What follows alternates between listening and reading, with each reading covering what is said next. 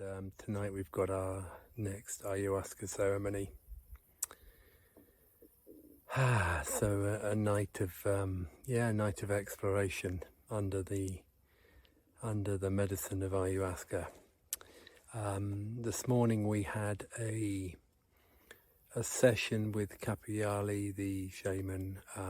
We have lots of talks with him, giving us his deep understanding of indigenous traditions.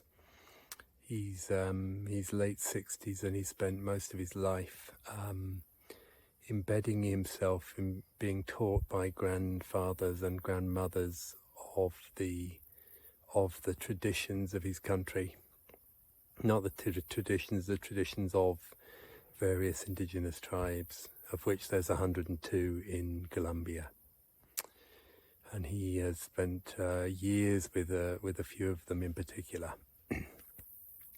And this morning's talk was on extrasensory perception. Extrasensory perception. How do we perceive something beyond our senses? And it occurs to me that in the West we don't even use our five senses that well. We're so busy in the mind. We're so busy in our lives that we're not actually deeply present in the moment. So distracted by the voice in the head, that means we're not even using the five senses because we're not present.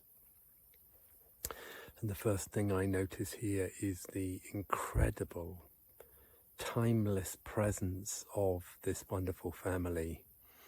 Their ability to be here now, the ability to be present and deeply listen is the first thing. But the second thing is in their traditions they have a deep connection to the Great Spirit, in their words. A deep connection to something way bigger than themselves.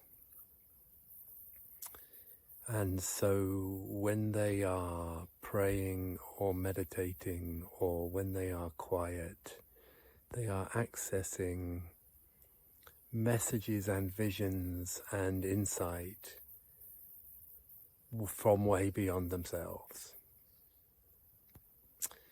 Now, we might call that intuition, but they call it something far more significant to them, far deeper than that, and that it's coming from consciousness.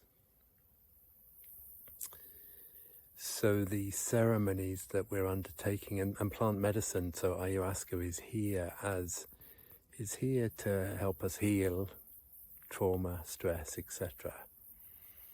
But it's also here to give us access to this great spirit, to this great wisdom, to visions, to messages. And that's really what their extrasensory perception is. Now, in the West, we could laugh at that and ridicule it, and the rational mind can get hold of it and say, well, yeah, that's ridiculous, or whatever. But there's something incredible going on here for us all, for me, for sure. If I'm just to let go of my rational thinking and to sink into what they're teaching here, which I am, I begin to access something profound like I've not experienced before.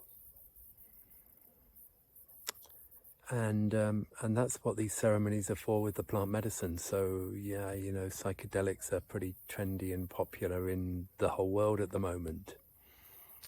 But there's another dimension of it here, because it's not just about having some psychedelic. It's not about just releasing some trauma or something like that. No, it's actually about getting in touch with Mother Cosmos, Mother and Father Cosmos, getting in touch with this great spirit. And what that means is their life is guided. It's guided powerfully, amazingly.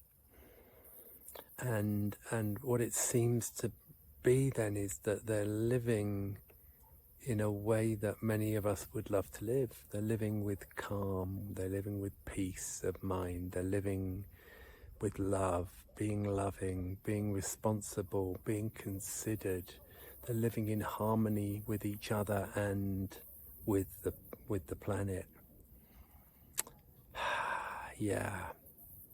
And this extrasensory perception is a part of that, is the ability to tune in to great wisdom.